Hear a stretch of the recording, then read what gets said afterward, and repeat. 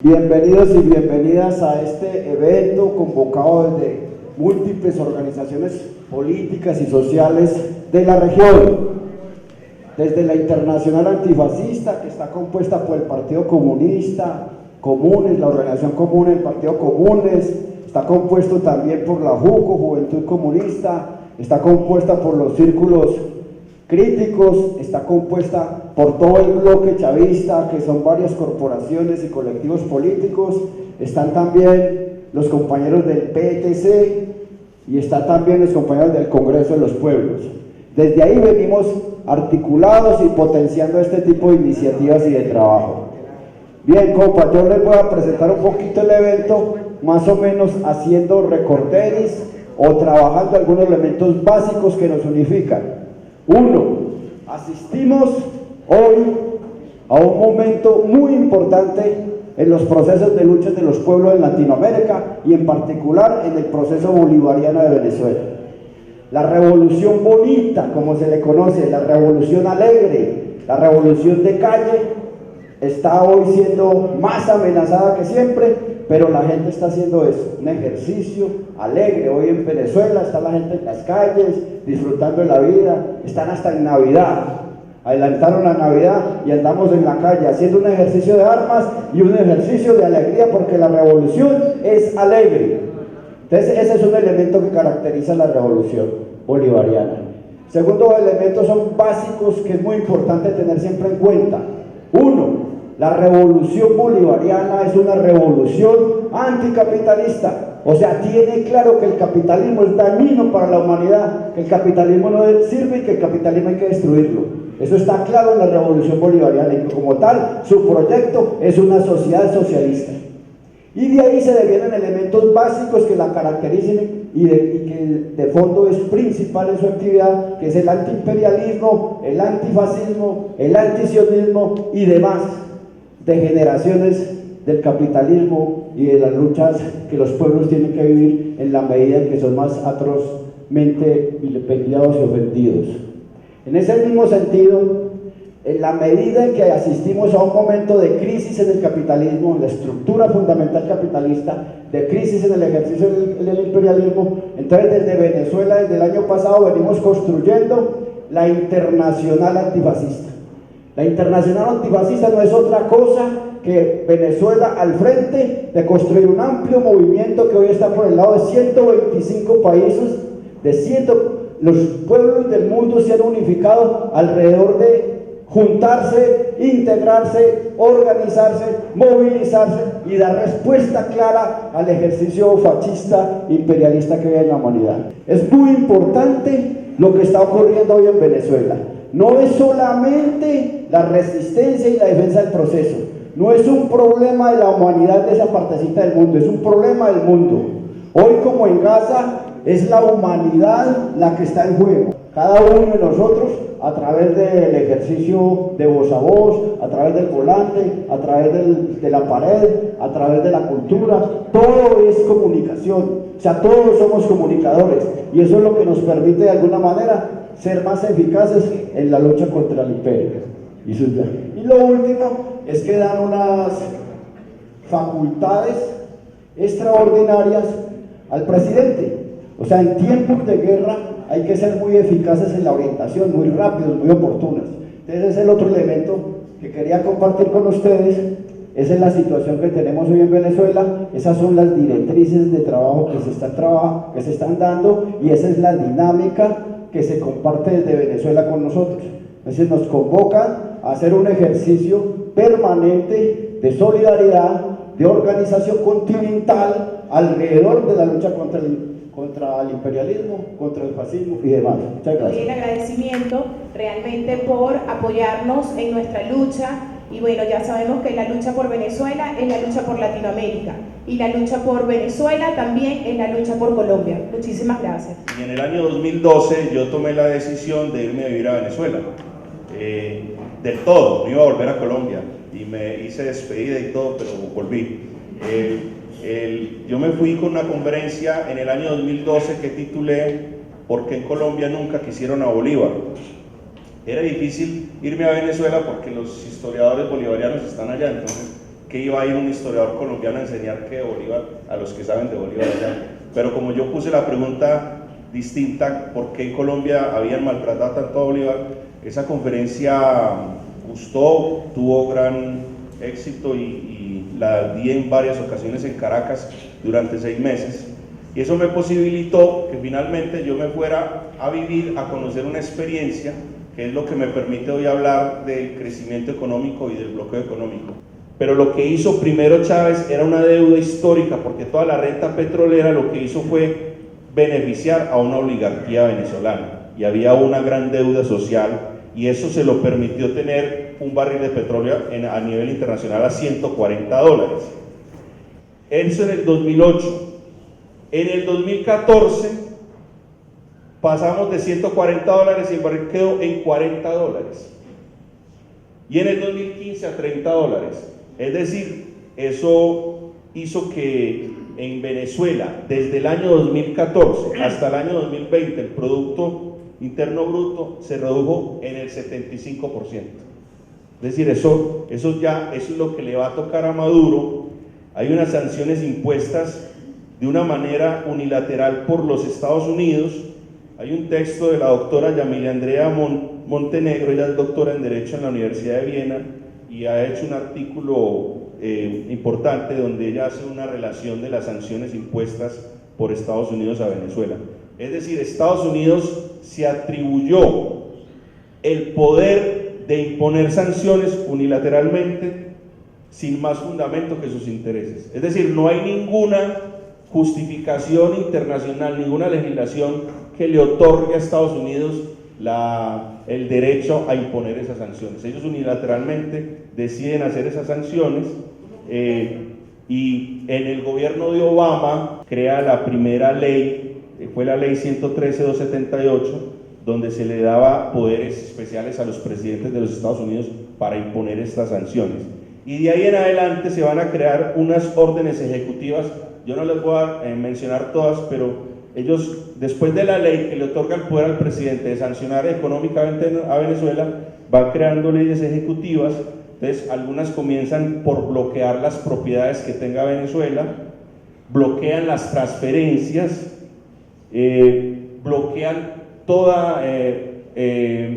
todo intercambio comercial con PDVSA, prohíben las transacciones financieras, prohíben cualquier participación accionaria en alguna entidad estatal de Venezuela, prohíben las transacciones en oro, y se extiende todas estas prohibiciones a toda entidad estatal venezolana que tenga una relación comercial en el extranjero. Bloquean las propiedades, y todo esto lo hacen desde el 2017 hasta el 2020, y ya como ustedes saben, para rematar, llega la pandemia. Es que a Maduro le tocó el bloqueo económico venezolano, de Estados Unidos sobre Venezuela, luego llega la pandemia. De tal manera que, por ejemplo, el 80% de las exportaciones que tenía Venezuela en el 2012, se hablaba de 153 millones, mire, de 153 millones de dólares pasó a 27.8.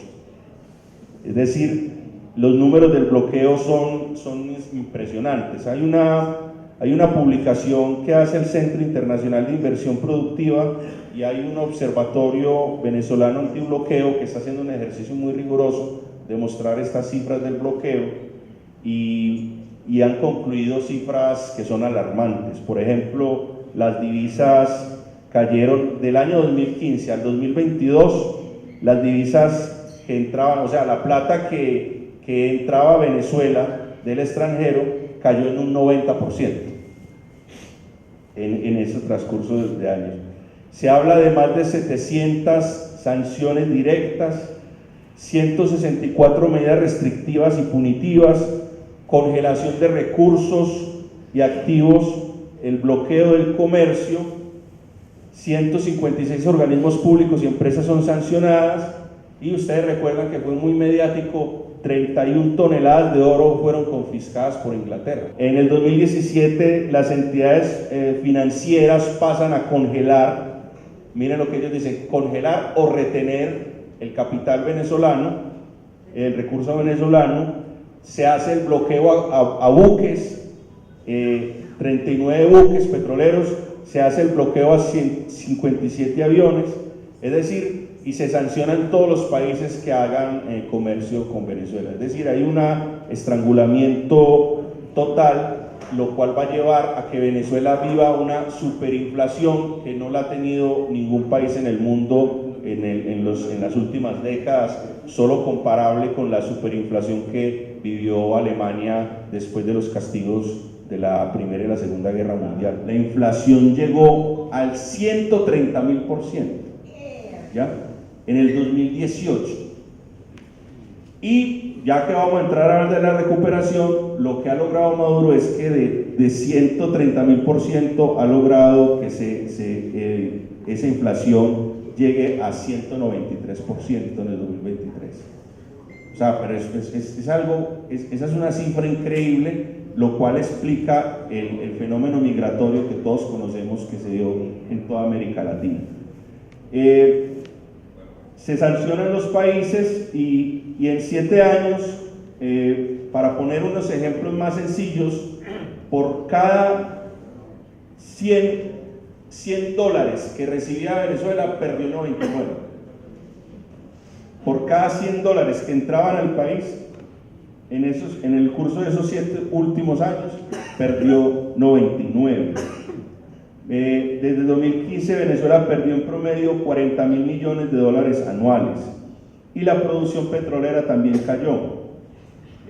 El mínimo venezolano es como decir la mitad del mínimo colombiano, ¿ya?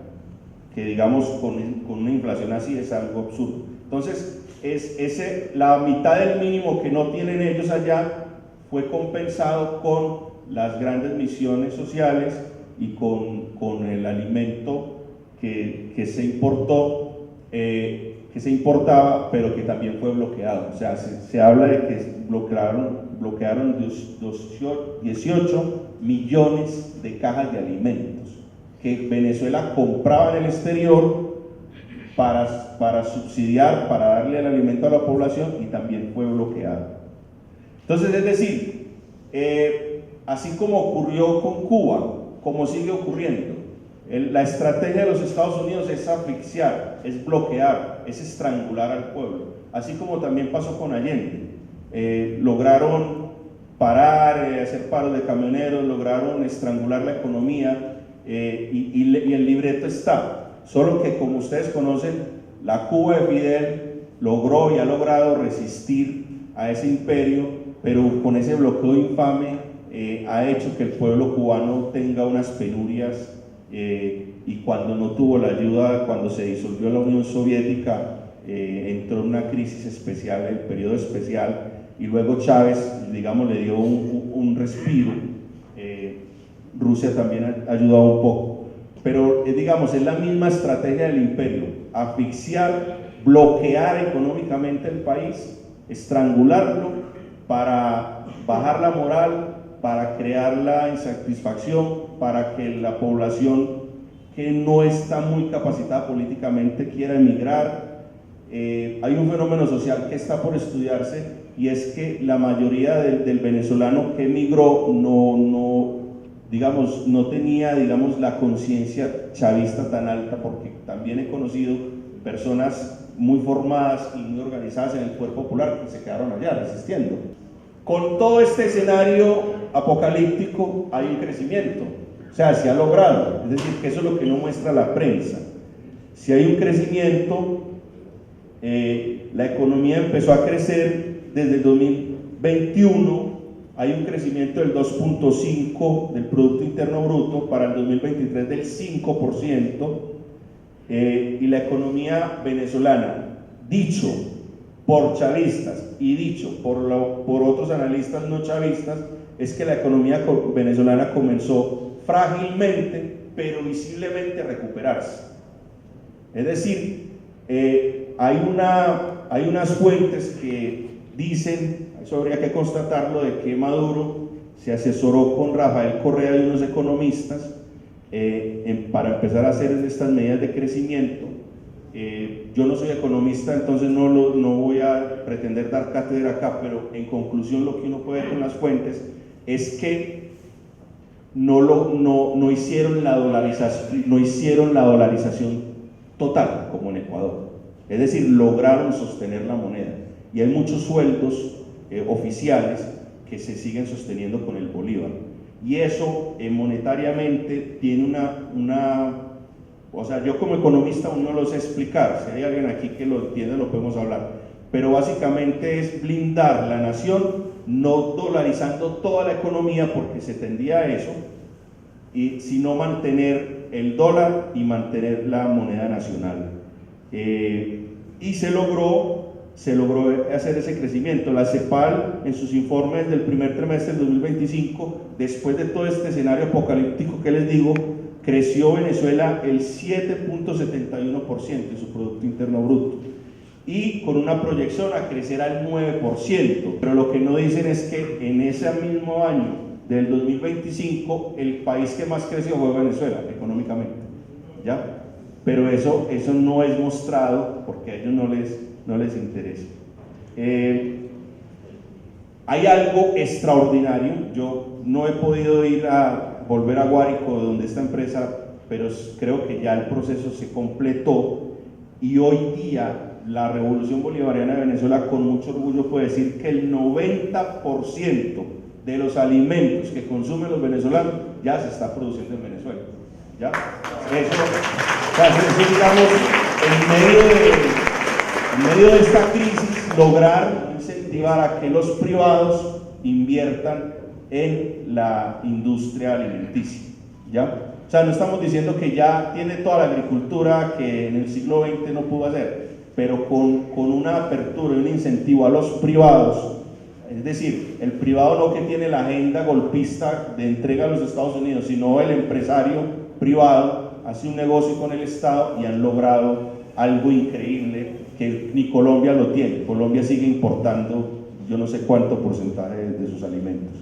Entonces, eso es lo más grande. Hay crecimiento en el petróleo, en 14%, hay crecimiento en la minería, en los servicios, en el comercio, en las comunicaciones, y la agricultura también está teniendo un crecimiento del 4.6%. Las políticas públicas, los servicios básicos son a muy bajo costo, o sea, un venezolano no sufre como nosotros para pagarle a EPM esas facturas de luz, ¿sí?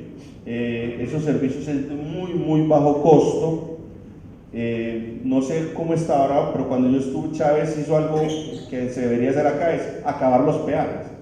O sea, esa sinvergüencería de los peajes, él quitó esa medida, que eso ayuda a la circulación y del pueblo. Entonces, finalmente, el secreto es que las políticas públicas siguen siendo fuertes y hay una transición de la industrialización, aunque aún se depende del petróleo. No hay la gran industrialización en Venezuela, pero sí hay el crecimiento con esta ayuda de estos aliados para sacar adelante este país.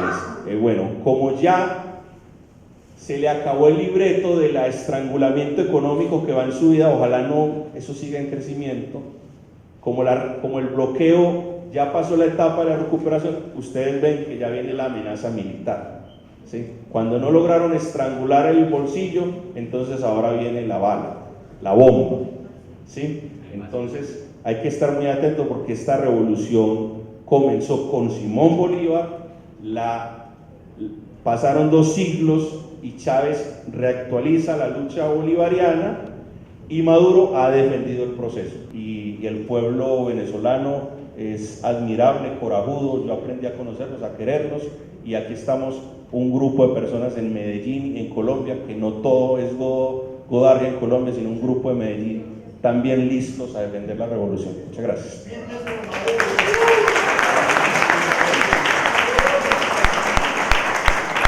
Con el bravo pueblo venezolano y su presidente obrero Nicolás Maduro, todo nuestro compromiso solidario y nuestro respaldo a las causas antiimperialistas y antifascistas. Las venas de América del Sur seguirán abiertas mientras el imperio siga con sed de sangre y petróleo. Se partía el siglo XX y a unas pocas millas del país imperial, en una islita caribeña, alguien le decía al mundo que otra forma de gobernanza de la humanidad era posible. Se trataba del gigante de la sierra, el humanista por excelencia, el internacionalista por convicción que llegaba a La Habana y le gritaba al mundo que el destino de los pueblos de nuestra América no necesariamente tendría que discutirse en la mesa del Epulón. Una narrativa nueva afloraba para los de abajo y se comienza a hablar desde una voz estatal de derechos y dignidad para los nádiles. Un antes de una oligarquía depredadora que administraba estos países como mayordomos de fincas donde los de abajo eran meros asalariados con un destino manifiesto de pobreza y exclusión, mayordomos que solo rendían cuentas al amo imperial. Las dudas que en un principio despertó la llegada del comandante Chávez por su pasado militar, poco a poco se fueron desvaneciendo, cuando al poco tiempo de su llegada y haciendo oídos sordos a los cantos de sirena de la oligarquía locales, que vieron en el militar un hombre fácil de cooptar, comienza a escribir un después para la patria de Bolívar y llama al pueblo a dotarse de una constituyente que verdaderamente coloque como centro al ser humano, al pueblo que por siempre había sido apartado por las oligarquías de las decisiones que incidían en su futuro. Pero se han encontrado con un pueblo que después del comandante Chávez ya no es el mismo, que aprendió que el rey ya no es el soberano. Él ya es el constructor y protagonista de su propio destino, y que defenderá en las calles o en las trincheras su derecho a vivir sin tutelajes de ninguna nación extranjera o de oligarquías y fallas. Y espero que lo tengamos claro, un poco se nos ha perdido como del horizonte el ALBA, pero el ALBA sigue siendo por lo menos una idea central regidora de aquello que desde Bolívar se llamaba Nuestra América. Y es importante por eso, porque mientras Estados Unidos propone una relación de competencia y de mercados, es decir, háganme el mercado, yo lo inundo con mis mercancías, Estados Unidos, el ALBA está proponiendo una relación de cooperación y de complementación que no tiene que ver con hágame su mercado, yo quiero a sus productores, ¿cierto? Es más bien cómo nos fortalecemos, cómo fortalecemos los sectores económicos en los cuales hasta ahora no hemos logrado avanzar. La crisis por la que atraviesa el imperio es también una crisis energética. Quien logre hacerse con los recursos energéticos tendrá una oportunidad muy grande en esta lucha por reconstruir el orden mundial y las hegemonías a nivel mundial, y ahí es donde Venezuela juega un papel muy importante, pero seguramente no solo Venezuela, toda América Latina, pues porque hemos descubierto que ya el petróleo no es la única fuente energética en la que se sostiene, digamos que el mundo industrial todavía es muy importante, pero estamos hablando de tierras raras, estamos hablando de cobalto, estamos hablando de gas, y pues todo eso hay muchísimo en América Latina, ¿cierto?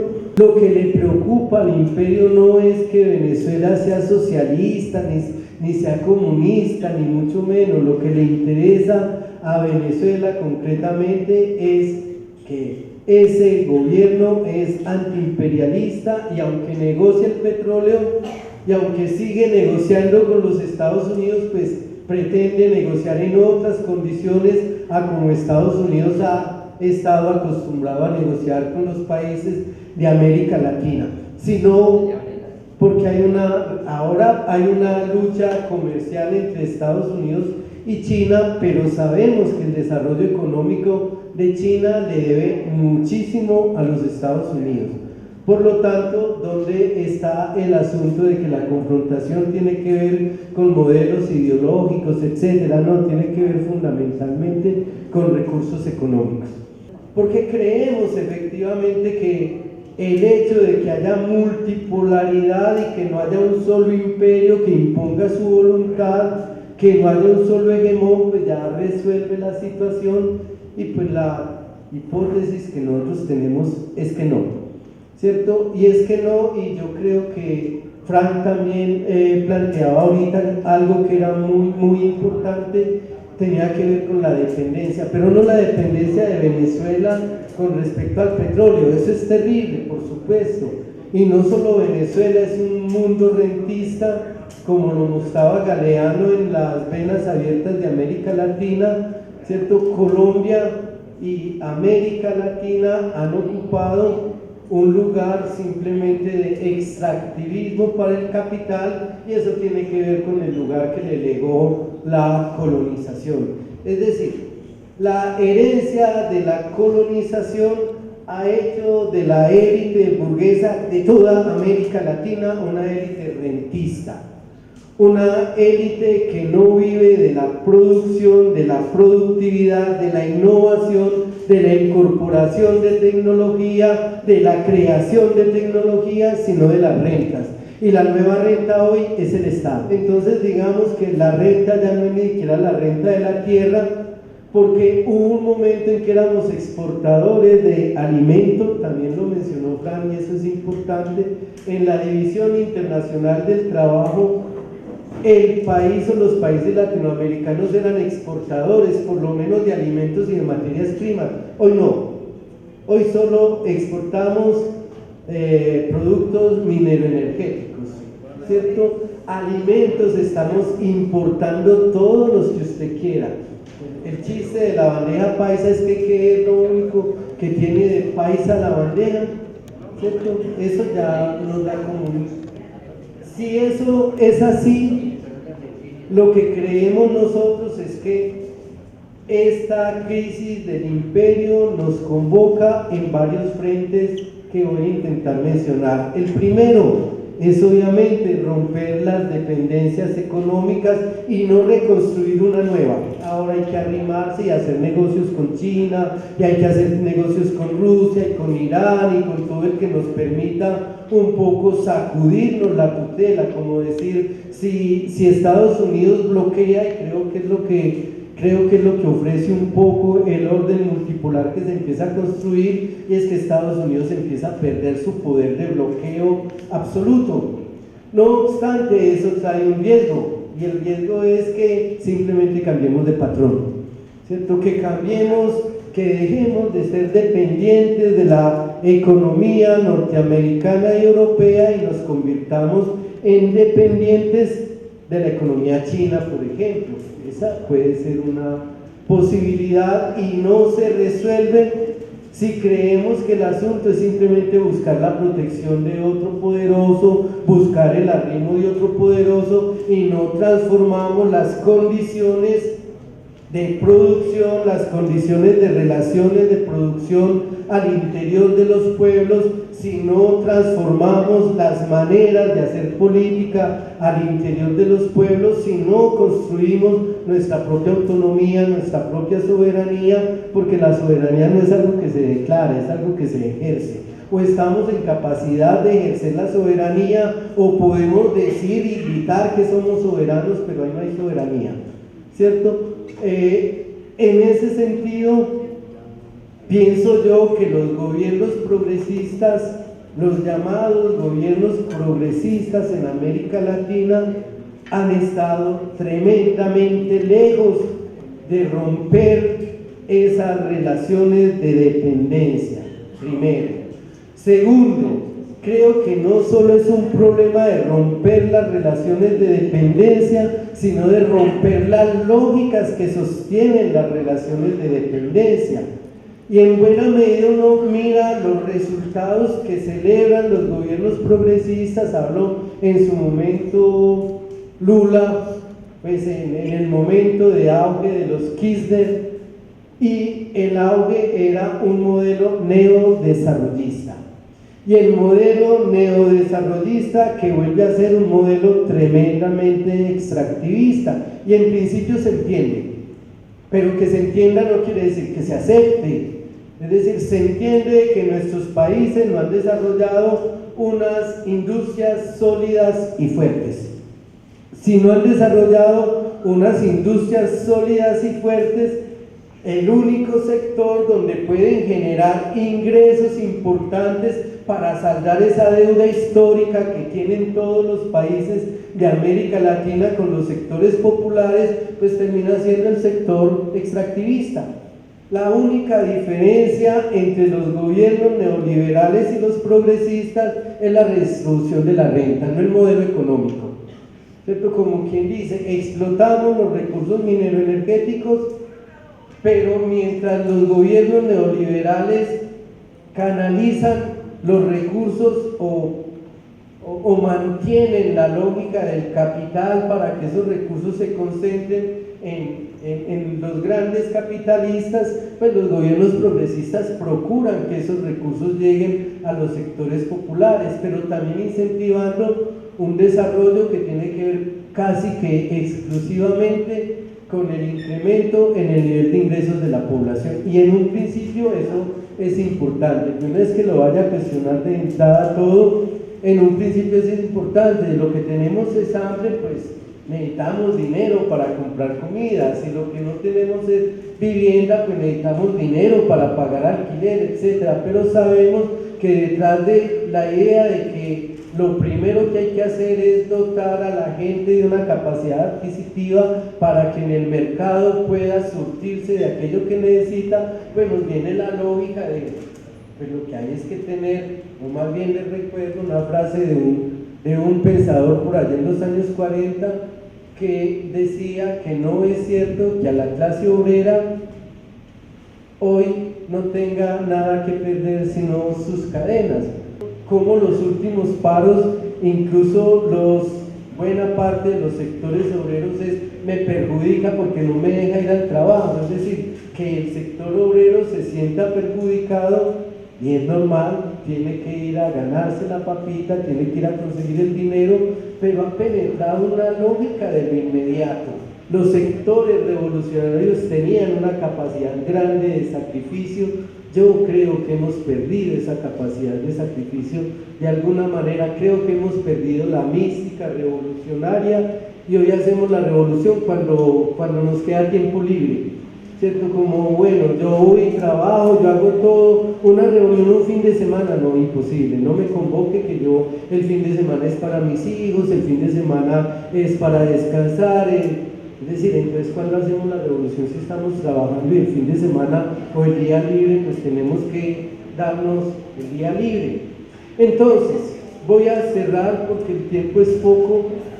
Creo que la crisis del imperio no es la crisis del imperialismo. Pueblo y población son dos cosas absolutamente distintas y pues pueblo significa unas relaciones de organización, de cooperación, un tejido social, unos objetivos claros, comunes, compartidos y pues preguntémonos si Fran hablaba, más bien Alex hablaba de la construcción del poder popular en Venezuela. Venezuela es un país que ha profundizado su revolución. Preguntémonos nosotros acá cómo responderíamos ante una agresión imperialista, ¿cierto? No sé si las insurgencias que en otro tiempo se llamaron de liberación nacional en buena parte del continente siguen manteniendo el espíritu antiimperialista, revolucionario y de construir una sociedad distinta.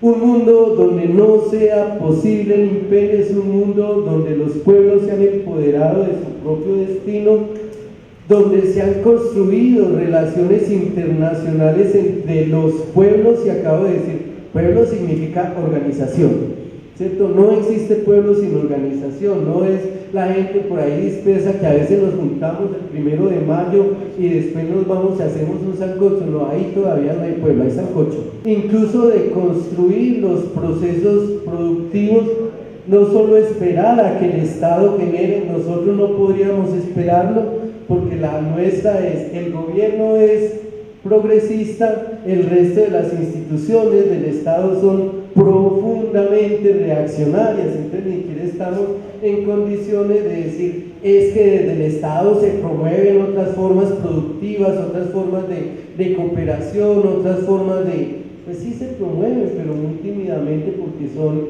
de alguna manera atacadas, bloqueadas por otras instancias del poder. Las relaciones que construimos de cooperación, de solidaridad, a nivel interno, pero también internacionales, porque hasta ahora las relaciones internacionales parece que estuvieran en manos de los gobiernos, y solo allí donde hay un gobierno revolucionario, de tanto en tanto nos convocamos y vamos y nos sentimos revolucionarios, pero creo que también ha habido un decaimiento de los vínculos de los sectores populares, y eso obviamente tiene que ver con el nuevo liberalismo o el neoliberalismo, que ha promovido profundamente el individualismo y el consumismo, ¿cierto?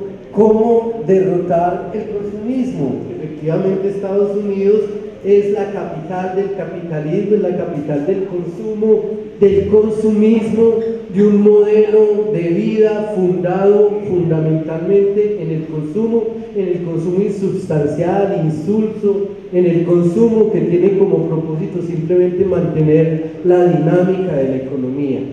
Ahí el imperio ha ganado mucho porque ha construido un nuevo sujeto que se subordina a una lógica en la cual el imperio siempre resulta ganando.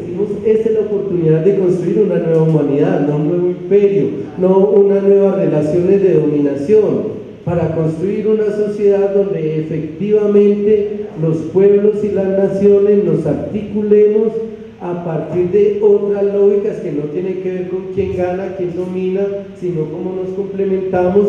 El ALBA en la parte económica y cultural creo yo que tenía un espíritu que avanzaba en esa dirección, y yo pienso que es un escenario que debe trabajarse, pero que debe trabajarse más allá de los gobiernos y más desde los estados, porque si es desde los gobiernos, entonces solo allí donde haya desde los estados no, desde los pueblos, ¿cierto? Cómo tejer relaciones también políticas y económicas y culturales que no pasan necesariamente por los gobiernos, ¿cierto? Mientras sigamos dependiendo de que el gobierno esté o sea afín o no con determinadas políticas de otro estado, ahí va a ser muy difícil efectivamente que rompamos el cerco que ha construido el imperio. Romper el cerco es importante porque eso es lo que ha impedido, por ejemplo, que la revolución cubana desarrolle todo el potencial que la revolución podría tener. Eso quiere decir efectivamente que aunque haya construcciones desde adentro, tiene que ser también siempre proyectado hacia afuera, teniendo claro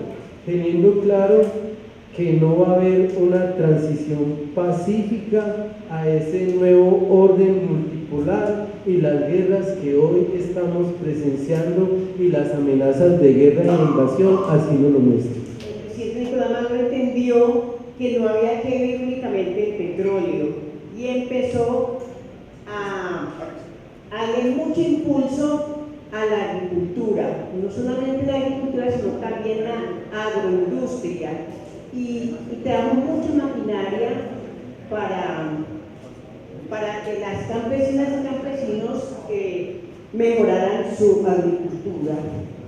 Ahora el empeladrón, cabeza naranjada, arancelaria, enloquece al mundo, pero el pueblo se ha venido preparando desde hace algún tiempo para contar que el mundo está a la altura de los sueños. Eso es de primera. Y de primera es lo que queremos contar. Recuerda Ali Primera, el cantor por excelencia del bravo pueblo. Pues bueno, desde el arte, que es uno de estos grandes fundamentos que tenemos todos, ¿cierto? El arte en plena revolución macondiana, que es en la que estamos, no solo ha habido un estallido social, hay toda una revolución en marcha, y el arte tiene un papel determinante y lo ha tenido.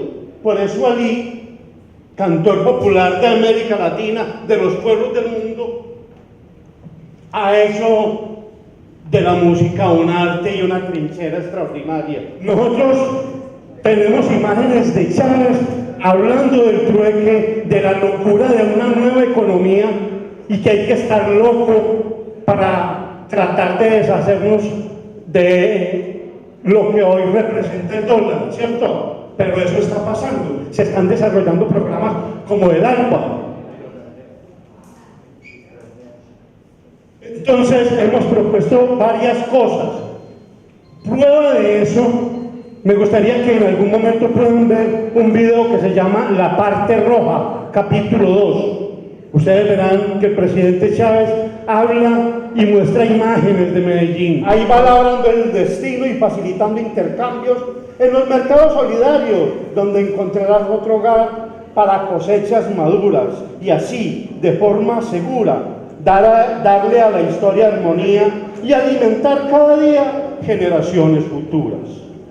Arar y sembrar amor en la tierra como hermanos permite que nuestras manos se mantengan al calor de construir con fervor un colectivo que pueda ir levantando en la brega para seguir adelante y con el paso gigante intercambiar con o sin moneda. Cambiar paz por alimento y corazón por sonrisa. Cambiar el sol por la brisa y rabia por sentimiento. Cambiar lo que llevas dentro por lo que hay para compartir. Cambiar y poder vivir en un mundo de intercambios. Cambiar y seguir cambiando para poder existir. Nuestros pueblos hoy comparten tradiciones y saberes, cultura, arte y placeres que llegan de todas partes, en un volver a encontrarse con experiencias contadas por la vida que va atada a los que siembran conciencia. El trueque es divina ciencia y merece ser replicada. Buenas tardes, compadre. Estos días escuchaba un comentario acerca de que la utopía de Petro era como volver a crear la Gran Colombia. ¿Qué tenemos? ¿Qué nos falta? Si podría ser o no volver a formar esa Gran Colombia, aunque fuese desde una unión netamente comercial, para defendernos como de esa hegemonía o de esa mano imperialista que siempre forza desde lo económico para empobrecer los pueblos. El 17 de diciembre de 1819 nace por primera vez en el mundo un país llamado Colombia. El nombre Colombia es una idea de Francisco Miranda en honor a Colón, pero la hace realidad Bolívar cuando crea lo que hoy es Venezuela, lo que en ese momento era Nueva Granada, hoy Colombia, lo que hoy era Ecuador, crea no la Gran Colombia, sino crea Colombia. Y Colombia nace en 1819 y se desaparece en 1830, cuando se acaba esa unión. Hoy día la única posibilidad es que es decir, lo más parecido sería como la Unión Europea. Los estados no se diluyen, sino que se asocian, no solo económicamente, sino en una alianza política y tal vez económica. Pero eso es muy complejo porque eso depende de la voluntad política de los pueblos, si en una constituyente votan por hacer ese tipo de unión. Bueno, es que a mí me parece como un poco megalómano volver al asunto de la Gran Colombia. Megalómano si entendemos eso como un territorio y una nación que vuelva a juntar pueblos que ya tienen una identidad propia y de alguna manera un arraigo a su propia cultura y a su propio territorio. Pensemos incluso, yo ahora pues no alcancé a hablar del fenómeno de la lucha de clases. Fran lo acaba de mencionar, es que hay que dar peleas que son peleas nuestras aquí, peleas de los venezolanos allá y peleas de los ecuatorianos, pero incluso hay que ir más allá, y los cubanos. Entonces lo que tenemos es que encontrar una forma de articulación de los pueblos en función de un proyecto de humanidad que hay que inventar. O erramos o inventamos, pero no hay de otra, ¿cierto? El mundo que conocemos es un mundo que avanza hacia la autodestrucción. Las formas políticas organizativas que conocemos son formas políticas que gestionan la dominación. Las maneras económicas que conocemos o que se han impuesto hasta ahora son formas económicas que privilegian la explotación. Tenemos un mundo por inventar, Y ese mundo por inventar es un mundo donde las fronteras nacionales no se conviertan en fronteras que dividen enemigos o pueblos que se creen ajenos entre sí. Es decir, las fronteras de hecho fueron inventos todo el tiempo. Tampoco existía una América antes de que llegara Colón, ni mucho menos, ni un pueblo indígena. Existían muchísimos pueblos, incluso en Colombia, y también había guerras, pero también había relaciones de cooperación y de solidaridad.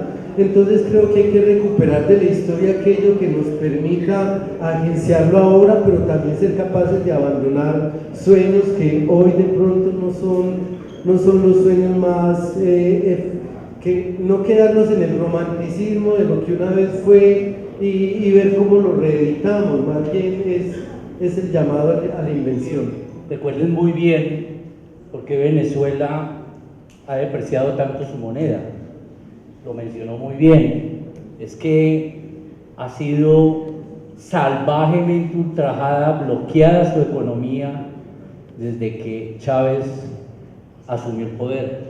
Cuando Chávez llega al poder, encontró más o menos unas 2.500 cooperativas. Cuando llega al poder, cuando Chávez muere, deja más o menos en Venezuela unas 76.000 cooperativas. Eso significa que en términos de economía política, lo que hizo estratégicamente el gobierno chavista y todo el desarrollo es invertir en el tejido social de la productividad venezolana. Y eso es una concepción de economía política bien aterrizada con todos sus errores. El poder adquisitivo de la moneda de un país tiene que ver con dos vectores. Oferta agregada, que la destruyó el imperio norteamericano con el bloqueo, y lo que tiene un país en el tesoro de los Estados Unidos en Nueva York en oro.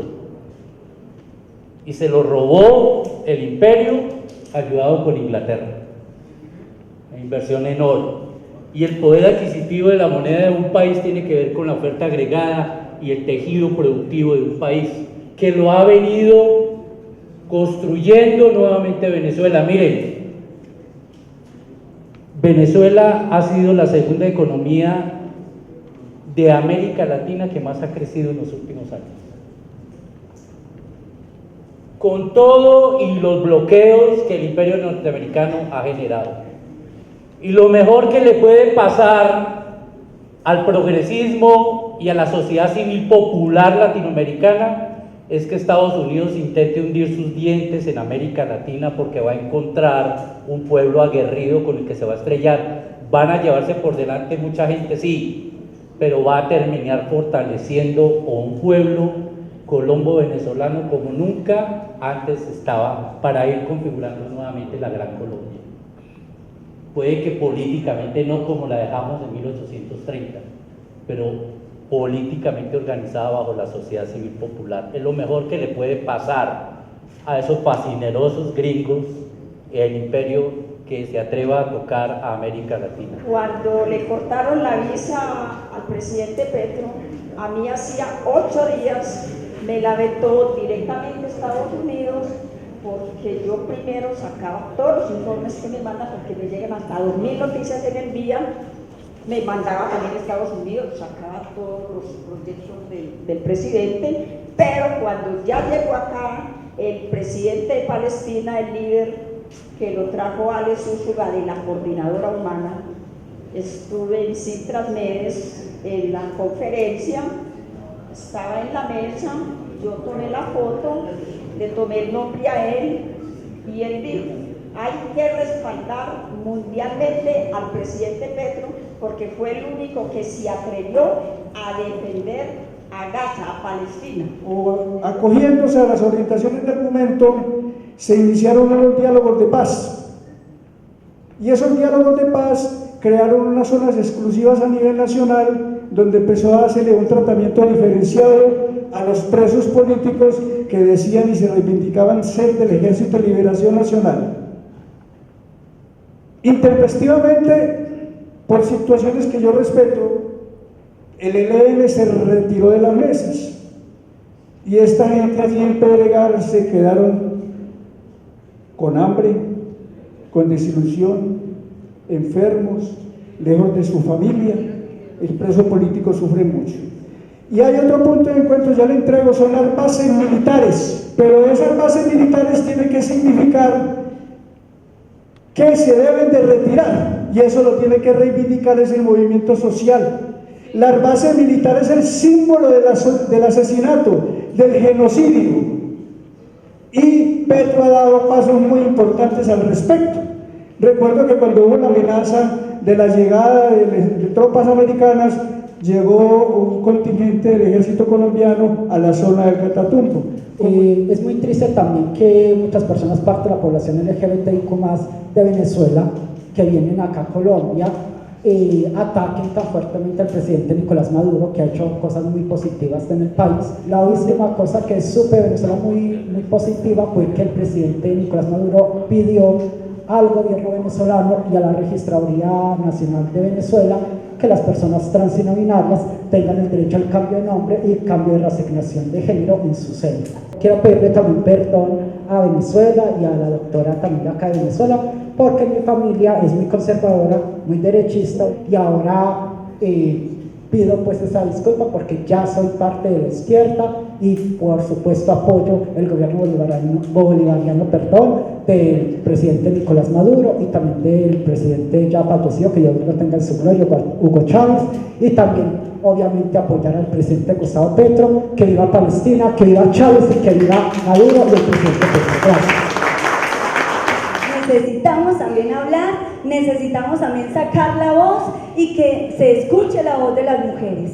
Estuvimos en el encuentro binacional, también en la cumbre social pues de la CELAC, y la participación de las mujeres venezolanas fue excelente, fue muy brillante, y tuvimos una articulación maravillosa en la mesa de mujeres, diversidades sexuales y las luchas antipatriarcales. A mí particularmente me parece que ha sido grandioso el fortalecerse y fortalecer el pueblo, y adicional enfrentarse a un imperio tan genocida, tan asesino. Es un imperio que realmente hambreador de los pueblos. Entonces la lucha que está realizando el pueblo bolivariano de Venezuela también se tiene que unir a la lucha que estamos realizando el pueblo colombiano para liberarnos de esa derecha asesina, de esa derecha fascista, porque también estamos en tiempos del fascismo, el fascismo acecha, y necesitamos integrarnos, unirnos, articularnos, organizarnos, pero también formarnos y luchar. El momento exige de que haya una determinación en apoyar a Venezuela, en apoyar a Colombia, en ir contra el imperialismo, y que no haya puntos medios, compañeros. Se necesita la unidad y que ese llamado que hacíamos aquí ahora de la patria grande que ha soñado nuestros héroes sea una realidad. Cordial saludo. No, lo mío es muy breve. Se ha ido muchas personas, pero todos quedaron registrados, la mayoría quedaron registrados a la entrada. Esa base de datos es una base de datos que guardamos con mucha fidelidad, con mucha seguridad, no es para especular, sino para volverlos a invitar a estos eventos. Y por esa vía, como algunos dejaron correo electrónico o dejaron número de celular, quedan cordialmente invitados. O sea que el gancho es haber venido hoy acá para el 20 de diciembre en la Casa de Cultura, en el mejor barrio que tiene Medellín, que se llama el barrio Antioquia. El mejor vividero, sin las plazas de vicio, pues obviamente, y sin algunos problemitas que tenemos. Es la zona más plana, es la mejor zona de la Comuna 15, es la zona más estratégica. Se puede construir 20 pisos y no pasa nada si hay temblor de tierra, porque tenemos una capa arcillosa que amortigua los temblores y las situaciones telúricas. Nos juntamos el último sábado antes del 24 para abrazarnos, para reconocernos en un año más de lucha, no solo de vida, sino también de lucha. Pero ese proceso ahí está bien acogido, es bien positivo. Por ejemplo, ahí les tenemos un desfile artístico, una peña artística. por lo general van grupos vallenatos, grupos de música social, por lo general van los compañeros de pasajeros, ¿cierto? Entonces es rica el ejercicio artístico. Y luego compartimos, por ejemplo, alrededor de natilla y buñuelos, compartimos alrededor de un vaso con leche, compartimos algunos licores, bailamos, etc. Es decir, todos debemos de encontrarnos allí, ¿cierto? Todos debemos de vernos allá porque es el momento para los abrazos, para la alegría y para entendernos como un solo luchador. Como es. Gracias, compadre Virgilio. Ahora sí llegó lo bueno de Lorenzo. Primero que todo, gloria al bravo pueblo venezolano que hace 200 años lidera la gesta emancipatoria en América del Sur. Y el barrio donde yo vivo, que ocupo uno, y hay mucho venezolano, incluso hay una panadería de venezolanos y allá damos muchos debates. La información ya es fácil de encontrar en la internet, para informarnos pues de cosas que pasan, que suceden y todo. Nosotros lo que tenemos que dedicarle mucho tiempo es al proceso organizativo, popular, que es ahí donde estamos mal. Y el gobierno de cambio de Petro nos mostró eso. Pero sentimos que el pueblo ha fallado, ha sido inferior e incapaz de responder a ese reto.